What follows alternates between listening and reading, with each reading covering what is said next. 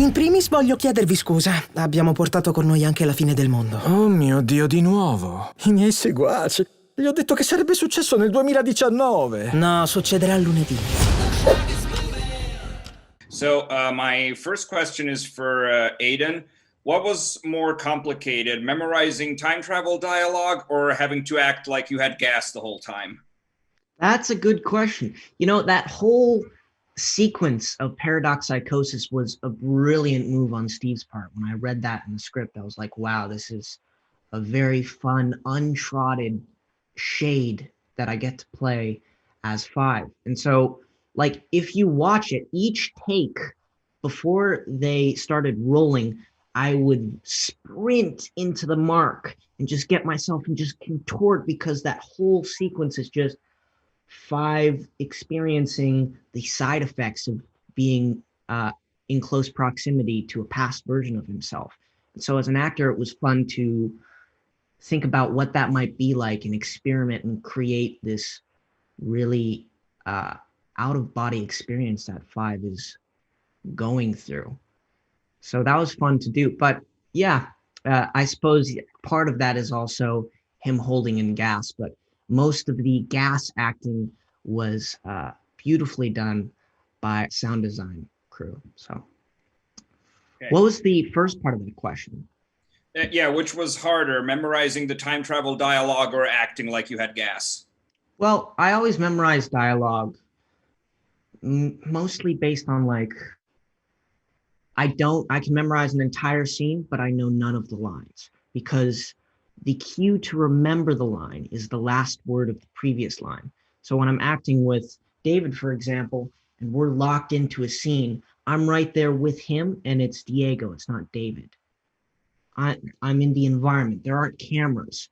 We're in Elliot's house. We're here. We're now. We're in a real conversation. And he says something, and based off of that, a thought pops into my mind, and this is how I'm going to do it. It's very organic. So dialogue for me has always been fairly easy. Once I get in the room with the other actor and we can bounce it off and see the rhythm of the scene. But yeah, when time travel is thrown into the mix, I have to make sure I understand it so that I don't mess it up, because Five knows exactly what he's talking about. He spent decades studying it. So okay. Yeah, you got to do your homework. David. Max. Yeah, so Diego goes through some pretty crazy stuff in this season. Like literally at the beginning, he's in a loony bin. What was your reaction when you read all the things that happened to him throughout the season? When I found out about the loony bin, it's great, because then I think maybe like a month before we started production, I went to Thailand, and I figured if I'm going to train and get myself into like martial arts shape, might as well just sign myself up to a Muay Thai camp, because I figured, you know, Diego's been locked up for a little bit. I'll just go somewhere where they don't speak English. And it was nice. And then Steve sent me the scripts, and then I said, wow, he's really gone crazy.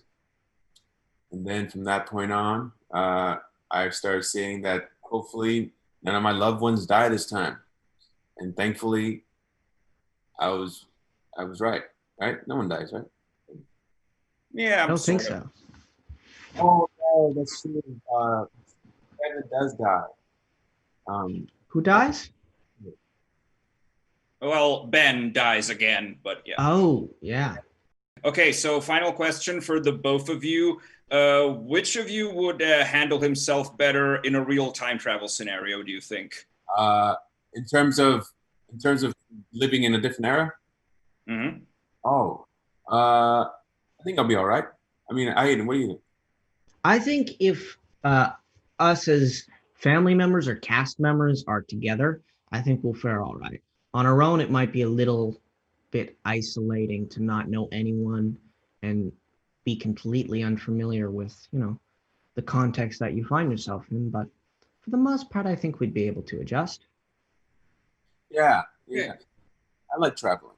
It's the same thing. Just don't take me where the T-Rexes are at. Good point. Very good point. We'd have a lot more difficulty there. I'll be a snack. I don't want to be a snack.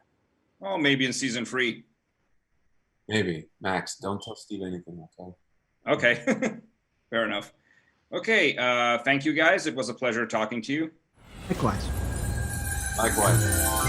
D'accordo, riassunto veloce. Luther super forza, Klaus può comunicare con i morti, Ellison può far fare agli altri qualunque cosa. Solo che non lo usa mai.